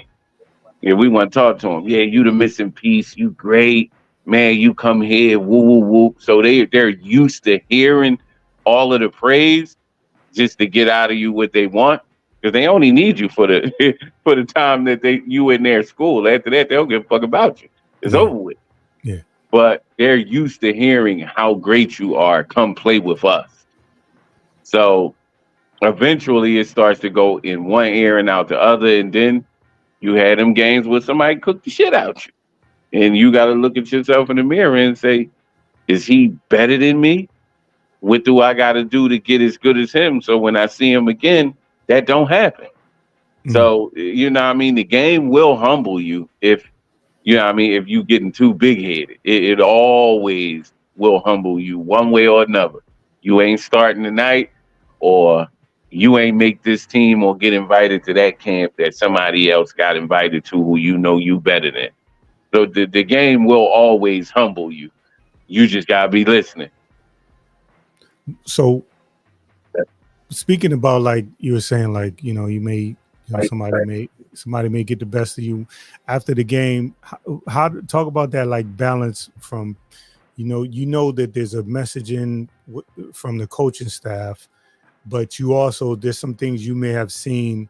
Like, how do you balance, you know, the messaging between what he actually saw, what the coaches actually saw, and some things, you know, you may have seen, because you know him more than, you know him a little bit more than the coach does. How do you balance that, and what's like, how do you go about your messaging on that aspect? But you learn not to do it right after the game because emotions is high. No, you know what I mean? And like after L, you never kill them. You know what I mean? After that L, because they got to decompress. They got to get over it. If you jump right on them after that, you should have did this, you should have did that, you could have did this, you could have did that. They not going to take it because they still trying to deal with the L. You know what I mean? And so you let them decompress, give them a day, and then you watch the tape. And then you say, well, the tape don't lie. Here is what you could have did better. Here's what you should have did better. That's where you fucked up. The other plays was just good play on good play. Somebody had to win. But that's where you fucked up. That's where you could have did better. And when you watching the tape and it don't lie, they say, okay, but you never hit them right after a game. I see so many parents doing that. And it's like, bro, now it's not the time. You got to let him get over that L first. You got to let him rest. Like he's still breathing hard right now. When you cooking him up right now, like that's not never a good move, because you wouldn't want that, would you, brother? Nah. If the game is just, I'm huffing and puffing and I'm emotional, and I just, you know, I just gave up the winning basket or whatever. Yeah, I don't want to hear that. Yeah, or you the leading scorer and you didn't have a great game good enough to win. And now somebody, yeah, I mean, is cooking you, and you ain't even got your uniform off. You like, shit. Yeah. So I learned that though, because I used to be on him like right off the rip, and I had to learn, no, let him decompress, let him come down a little bit, and we'll talk later.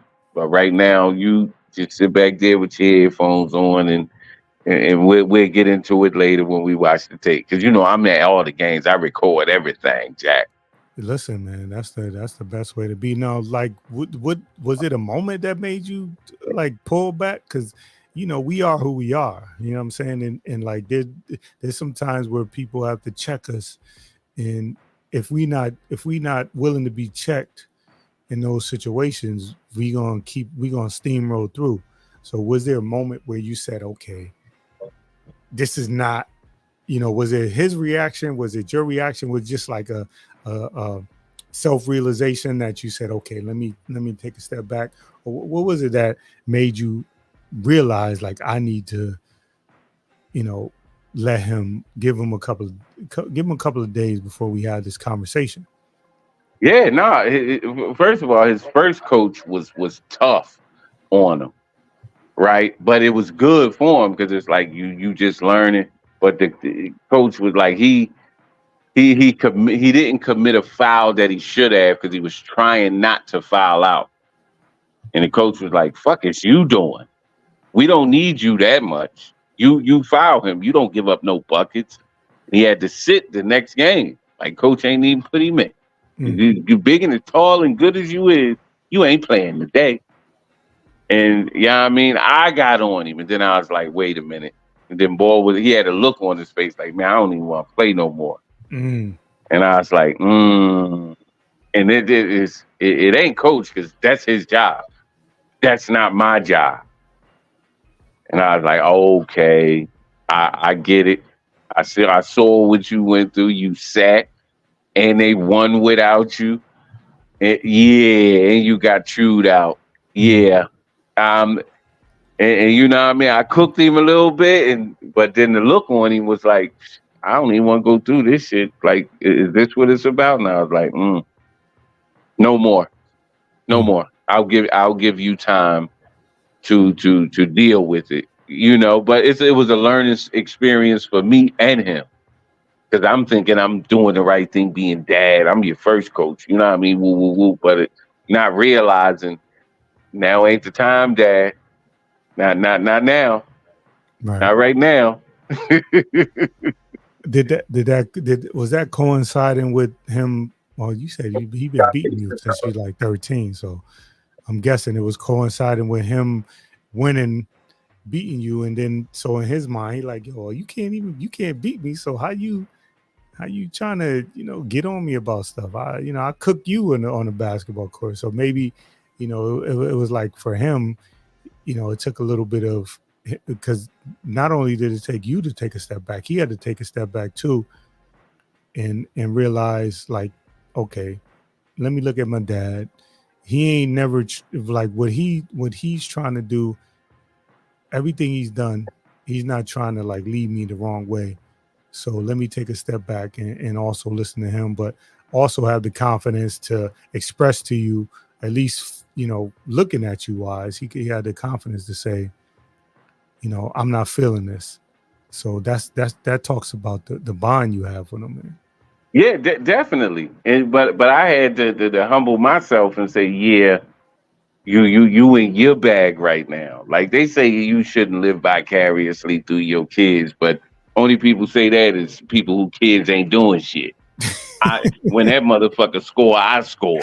Before the game, I'm jumping up and down like Kevin Garnett, like I'm about to play. So I don't know who said that, but they was dead wrong because I love it when he do something and feel like I did it. You know what I'm saying? But but I had to check myself. Like, yeah, I'm trying to be Bobby Knight over here, and he already got cooked by his coach. Right. What am I doing? Like at a certain point, young people are not receptive to anything because of how they feeling at the moment. So no matter what you say, they don't want to hear that shit. And it's like you got to give them that time to recover, and now they're receptive. But that it's no manual for parenting, bro. We learn as we go, and I learned. I learned that day, like, yeah, that's on me, son. That's on me. and so were those your words to him? I said this is like, that's an important thing to, like, you could there was like this there's this I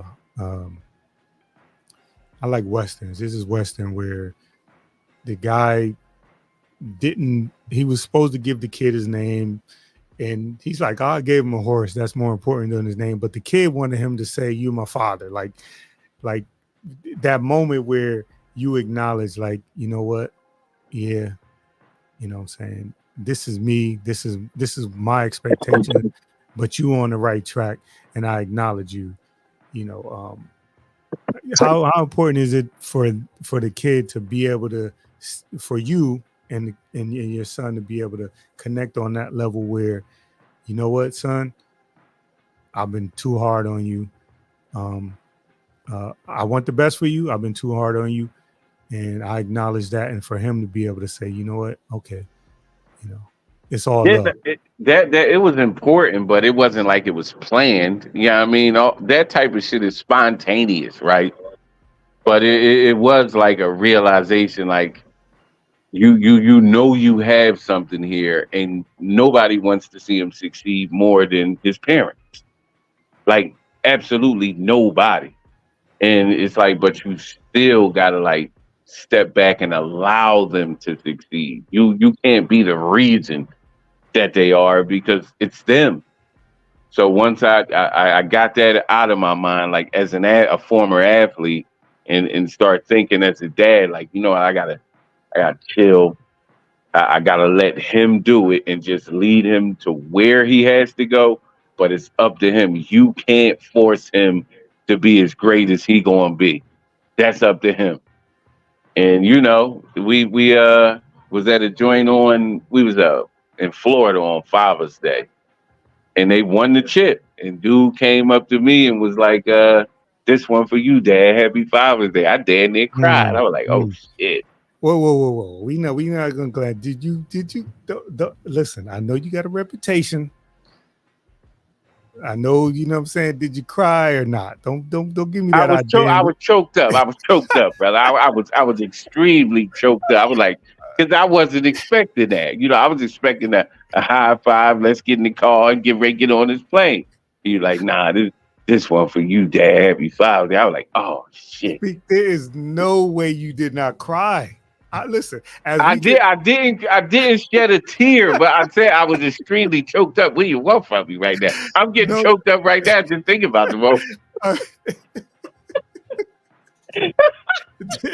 I'm not buying it. Listen, as we get older, listen, as men, we want to, but listen, as we get older, that testosterone goes down, the estrogen goes up. You're not going to convince me at that moment that you didn't cry. No, look, listen, it was just me and him, and he came over to me and he said what he said. And I was like, oh, damn, that kind of hit me in the heart. I was like, oh, wow, this is, you know what I mean? This is just between me and you, sir. What are you doing here? You know what I mean? So, yeah, I was choked up, man. It was, yeah, it felt good though. It was like, damn, what is he doing? Do he know he doing this? You cry, speak. Let's just say it. Let me. I need that. I cannot. I'm staying alive until you say you cry. I was about 95% there. Oh, I cried, man. I cried. Thank you. I cried, man. I cried. Damn. It didn't look like I was crying though. I wasn't screaming. I was whistling.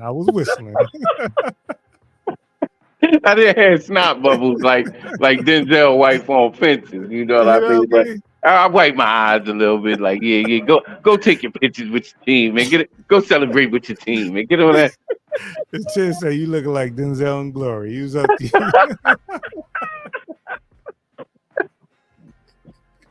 Yeah, put me on the list with P in there, man. I cried. Damn.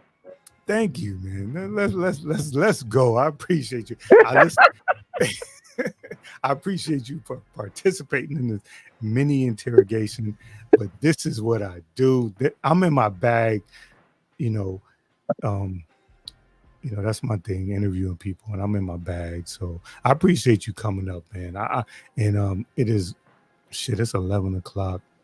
And I know you probably, speaking of, I know you a mechanic, man. I just got my front and my rear brakes done and my oxygen sensor. And then my mechanic was like, in the next couple of months, you got this ball joint. He said it's good, but before the winter. But I'm telling him because he said, we don't want your wheel like tire to pop off or whatever. So I'm like, we gonna do that. We're not gonna wait for a couple of months. He said, "Oh wow, yeah, he got you. He got you with the." He said he wait for a couple of months. I'm So yeah, I dropped 9. It was 9:47, and I got some other stuff to get done. But yeah, man. I see your videos when you working on cars and stuff. Yeah, so I appreciate you. That was a side note. The mechanic stuff was a side note. But I appreciate you for popping up. I'm gonna shut it down. Hold on, I got a question, man. Yes. Before you go, now. Yeah. You catching a little bit of heat. I see a little bit of jabs going on out there. I know you can handle yourself. It's kind of like a christening and a welcome to the content creator aspect of the sector. How you handling it? How you feeling? Listen, so again, I know this is cliche. I got a message from somebody who said, "Hey, somebody's cooking you. on the panel. And I went over and I said, "Oh, okay." And I didn't know quite. And you know, we know what it's about. Right. It's clear what it's about. And you know, I'm no different. As whatever I present, I'm no different than anybody else. I'm as petty. I could be as petty as the next person. I got that in me, but it was a light tap. So Definitely a light tap, but letting yeah, you know that they're there. yeah, it was a light tap, and it was like one of them things where like, and I was just, you know, listen, I don't know if it was because of that, but like 2 more people subbed to my channel. I don't know if they came from that chat. 2 more people subbed to my channel, so you know, it wasn't a complete, you know what I'm saying? He didn't bury me. He just said, "Hey, I see you. I see what you're doing." And you know, message received, brother. You know, Yeah, he's a scout. That's what he does. Believe it or not, uh, I don't take any maliciousness into it, other than the yeah, fact that you know, I mean, you was cozying up next to his woman, but that's another story for another day. That usually provokes that kind, but that's his way of saying new content creator. Check him out. yeah. Nah, I appreciate it because and it was like, again, it wasn't nothing malicious. Like everything he was doing was fun. I was in there laughing because he's funny. Like I can't even like be mad at the stuff that it was going on. It wasn't anything malicious. It was funny. I appreciate it. I knew that I knew what it was about because I've been I have videos from 2 years ago. So I'm like, I've been doing videos for a couple of years. Not, I mean, it's been sparingly, but I've been doing videos for a couple of years. Why now? And then I said, oh, okay, that's why. All right, fair enough. And I'm game. You know, you might see something. I might start with some subliminal stuff, or I might ignore it. I'm on the fence about what I'm gonna do, but I don't have a problem with it. I definitely don't have a problem with it. If it'll get more people come over here and enjoy what we doing over here, then I'm cool with it. All right, good. I'm just making sure that you know you're able to take a punch, and you don't have to fight dirty to win fights. No, I've proven that. yeah. You know, I hang my hat on that, and you know, it's just pick your fights wisely and do you, man. Like, I mean, do you? Like we all here, and everybody has. Yeah, I mean, you got to put the gloves on once in a while just to show, like, yeah, I can fight. Fuck it if Yeah, you win, and fuck it if you lose, but that's you it. will fight. That's it. That's it. That's it. That's it. You know, I in general, I usually fade into the back, but I understand once you, especially if you cam up, once you people can see what you look like, or they can see your point of view, or they see you making comments. Because to be fair, I'm in chats, I'm making jokes. You know, what I'm saying I'm messing around and stuff like that. You know, Right. so it's all fair. So I don't have a problem with that. But we shall see. You Oh, know what I I mean? know. Hey, look, we heard you on the symphony. Like, I heard you on the symphony. I don't give a fuck what everybody else talking about, but I heard you spitting some bars.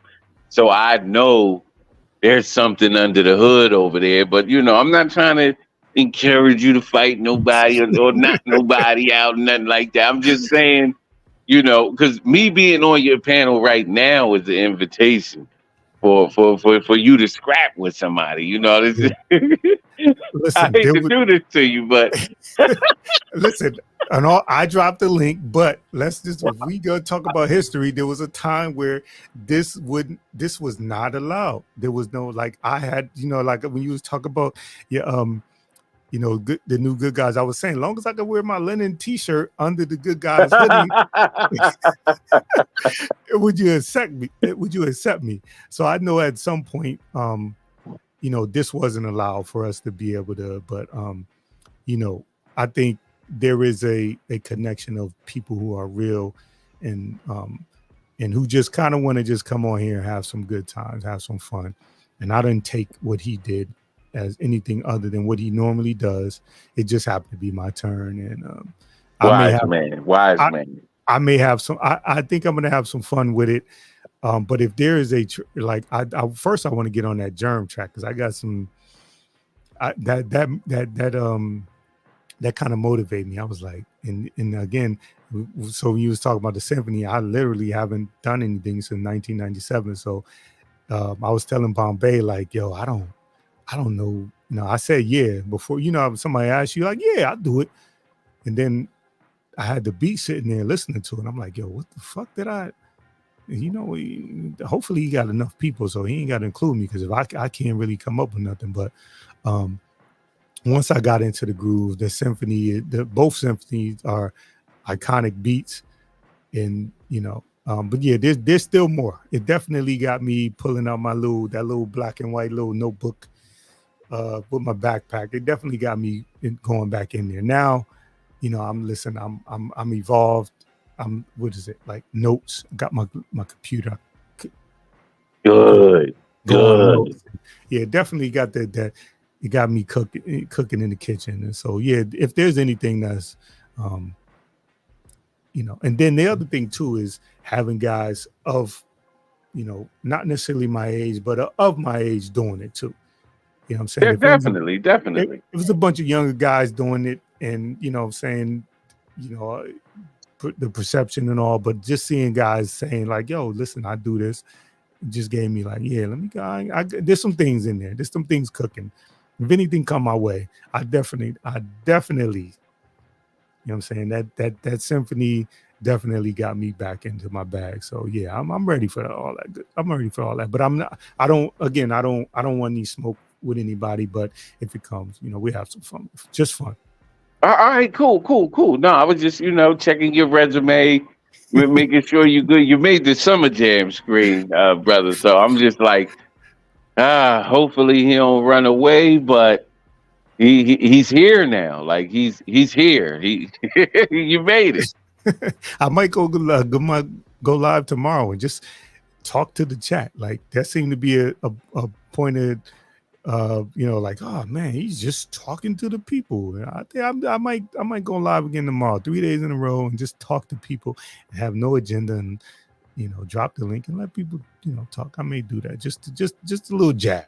You know, I might jab a little bit. We'll see. Hey man, look, listen. Again, I'm not trying to encourage you to do anything that's outside of your bag. The key to survival around spaces like this is stay in your bag. If you cooking, cook how you cook. Don't use nobody else's recipe. Cook how you cook, and you'll be fine. But just stay in your lane. When you start doing what they doing, then you know what I mean, they might be more skilled at it than that. But if you stay in your lane and where you're comfortable, they'll never have a clip to say, look what he did then and look what he doing now. Yeah. That's my only advice for you, big dog. But you out here, man, appreciate what you got going on. Thanks for having me come up here and spill my guts and admit I cried and all that. And listen, if y'all gonna clip anything, if there's anything, there's nothing. If there's nothing else clippable in here, I need you to get that little spot where Speak said I cried. Hey, look, I was under threat, duress, and coercion when that statement was made. In 5 years, there's nobody, and you heard it here. Speak cried. He said it. I don't care what it was about. That's a legit reason to cry. But you just grab that. You can manipulate that in so many ways. I know, man. It's going down. I'm a crybaby now, man. Speak cried on the. I'm never hitting this link again. I'm out of here. I'm about to start cooking. This track coming on from of a certain age soon. Hey, brother, I'm gonna let you shut it down, man. I appreciate your time. Why? I appreciate you, Speak. Yes, sir. All right, man. Oh man, what's up, Tiz? I appreciate you for stopping in. Yeah, man, it was an impromptu. Just wanted I did live today, so I appreciate everybody that came through. I might do a live tomorrow. It might be like maybe like noon or something like that. Yeah, man. And again, I want you to contribute to. I didn't release the thumbnail yet. I didn't schedule it yet, but tentatively it's going to be September 8th with my what I'm doing with suicide awareness, prevention awareness, and I want to you know what I'm saying, I want like especially men, because we just we don't do it enough. We don't talk about these things enough that affect us. So I want to make sure that the men come up here and let, whether it be women or whoever, see us in a different light, other men to see us in a different light, and see that, you know, it's okay for us to share these stories and these thoughts about it, about some of our struggles and or possibly our experiences with you know, suicide or suicide awareness. So again, look out for that. I want to say I'm getting some help with the thumbnail and the description. So hopefully I'll have that done within the next day. And again, tentatively, that's going to be on September 8th. And more than likely I'll go live in between there. But that's the big one. That's the one that I want people to contribute. I think it's a really important thing.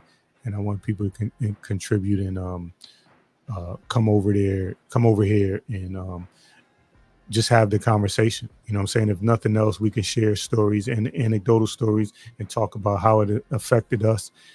And I'll have in my description, I'll have plenty of resources for people if you want to reach out, you know, whether it's mental health or suicide, or, you know, I have plenty of resources for people to reach out to. But I definitely, yeah, I got you. I definitely want y'all to contribute to it, just to give it a different look. And this is for everybody. This is for anybody. There's nobody, whether you like what I'm doing or you don't like what I'm doing, or, you know what I'm saying, I want everybody to be able to contribute to something like this. I think it's important. And I'm definitely gonna I'll be here. I'll be doing it. And hopefully you guys are tap in and enjoy it. And contribute, not enjoy, and contribute to what I'm doing. All right. So with that being said, I appreciate y'all. Y'all have a good night. Stay for my outro trailer, because I want y'all to enjoy that. And again, in the description, the two brothers that put it together, Fees and Thomas Forever, they're the one that did the music. I did the video on Canva, and I appreciate y'all. Peace out. Yeah.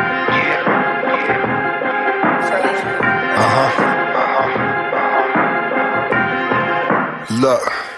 Invitation sent, signed, sealed, delivered, you got it, now welcome in. Engaging with the listener, a space for where you is. As we debate particulars, trying to build a bridge through conversation that's intimate. The mission is thought-provoking with words spoken. Bitter truth, not to sugarcoat it, just to open this place on display. Wisdom in the words that he say, a part of just embracing every gray over here. No fear, clear, I'm unafraid. I'm much older, I no longer hold a child ways. Adults in the room, times past for playing games. Grown talk, isn't that the reason why you came? Simple and plain, delivery raw, straight to the chase. Better than before, learning from your yesterdays. Introducing insight, influence, be amazed by a brother of a certain age. Now rock with him.